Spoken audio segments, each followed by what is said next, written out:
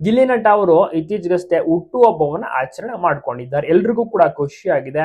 ಗಿಲ್ಲಿ ನಟನಿಗೆ ಮೊದಲ ಸಿನಿಮಾ ಕೂಡ ಸಿಕ್ತು, ಪಳಾರ್ ಸಿನಿಮಾ. ಪಳಾರ್ ಗಿಲ್ಲಿ ಏನು ಈ ಒಂದು ಸಿನಿಮಾ ಶೂಟಿಂಗ್ ಕೂಡ ಸ್ಟಾರ್ಟ್ ಆಗ್ತಾ ಇದೆ ನಾಳೆಯಿಂದ.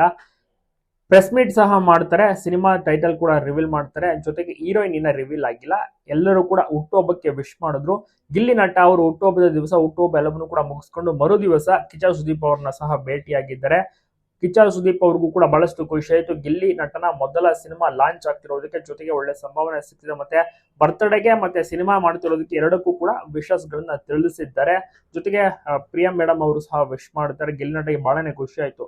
ಯಾಕೆಂದ್ರೆ ಗಿಲ್ಲಿ ನಟ ಇಲ್ಲಿ ತನಕ ಬಂದಿದ್ದಾರೆ, ಅವ್ರಿಗೊಂದು ಸಿನಿಮಾ ಸಿಕ್ತು, ಇಷ್ಟೊಂದು ನೇಮ್ ಫೇಮ್ ಕ್ರಿಯೇಟ್ ಮಾಡಿದ್ದಾರೆ ಅಂದ್ರೆ ಅದಕ್ಕೆ ಮುಖ್ಯ ಕಾರಣ ಸುದೀಪ್ ಅವರು. ಕಿಚ್ಚ ಸುದೀಪ್ ಅವರು ಬಿಗ್ ಬಾಸ್ ನಲ್ಲಿ ಯಾವ ರೀತಿ ಎನ್ಕರೇಜ್ ಮಾಡಿದ್ರು, ಮೋಟಿವೇಶನ್ ನೀಡಿದ್ರು ಎಲ್ಲವನ್ನೂ ಕೂಡ ನೋಡಿರ್ತೀರಾ.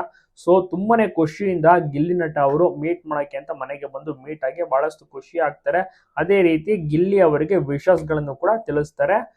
ಕಿಚ್ಚ ಸುದೀಪ್ ಅವರು ಮನಸ್ಫೂರ್ತಿಯಾಗಿ ವಿಶ್ ಮಾಡಿದ್ದಾರೆ. ನಿಜವಾಗ್ಲೂ ಕೂಡ ಸೂಪರ್ ಅಂತ ಹೇಳ್ಬೋದು. ಇದೇ ರೀತಿ ಯಾವಾಗ್ಲೂ ಕೂಡ ಗಿಲ್ಲಿ ನಟನ ಮೇಲೆ ಕಿಚ್ಚ ಸುದೀಪ್ ಅವರ ಒಂದು ಸಪೋರ್ಟ್ ಮತ್ತೆ ಆಶೀರ್ವಾದ ಇದ್ದೇ ಇರುತ್ತೆ.